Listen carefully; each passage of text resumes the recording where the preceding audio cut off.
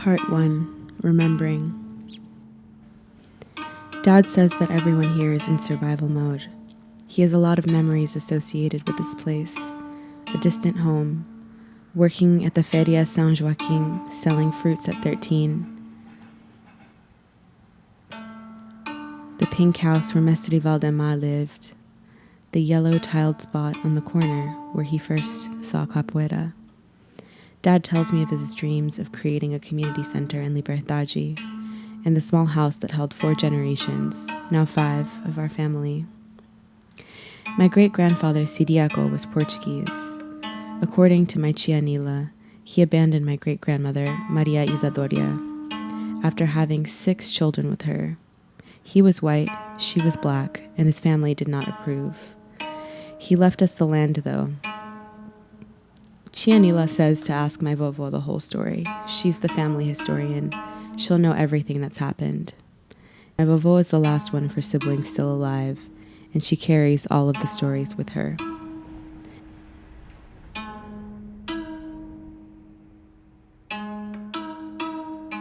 I wanted to speak with all of the Egun today, all of those ancestors that I've perhaps forgotten by mistake.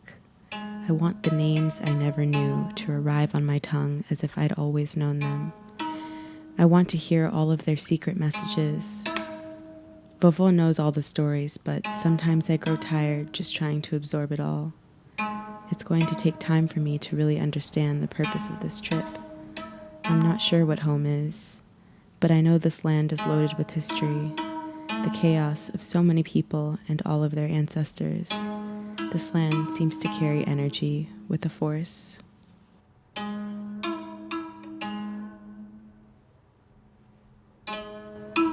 The man who cuts hair is across the street in that same spot he's always been. I remember when he was a teenager. I was a baby. Now he's in his 40s, a potbelly hanging over his shorts. In that exact place. The water rushes towards the shore, pressured by the pounding rain. I look out at the docks and see a few figures standing. Everything here moves in a circle. Little girls learn the vocabulary to become women. They become teenagers walking with pride and a calm security. They learn early on how to ignore the persistent "sss" of older men. Soon, a baby will be balanced on that hip, or she'll hustle off in a uniform to work a blue-collar job or corporate. At home, the novellas wait, the sisters wait, the food waits. The husband, boyfriend, daddy may or may not be there. Little boys run around with their sisters until they are old enough to pick up soccer balls, or old enough to gather and tell jokes huddled around the bench. I don't know when exactly the boys and the girls start falling in love. All I know is I left, and my younger cousin was 7, drawing in her little notebook. Now she's 13 and knows just how to ignore the men who look at her as she walks the streets with her friends. All I know is I left and my younger cousin was 10, and now he's 16, been in love once, has an ex-girlfriend who likes to talk my ear off about winning him back.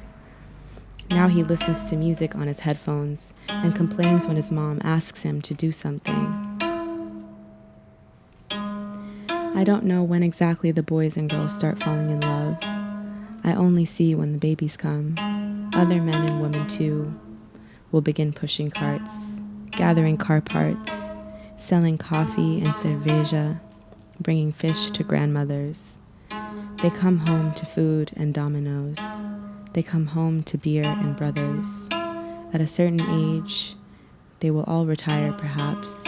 When their kids are old enough, they will just play domino, or they will just watch TV. They will just yell orders or jokes at grandkids as the next generation rises, watching, learning, repeating. But what of the renegades? What of the queers and the sex workers and the rebels? What of the political activists and the nerds and the failures? Where in the cycle are they? Do they survive underground? Are they pushed out of the circle to exist in loose orbit? Not entirely out of the flow, but most certainly not within it. Where are they hiding, and what did their families think when they left? Who would I be if I had been born here? How would I have conformed or disrupted? How would I have pleased or disappointed? How would I have chosen to survive?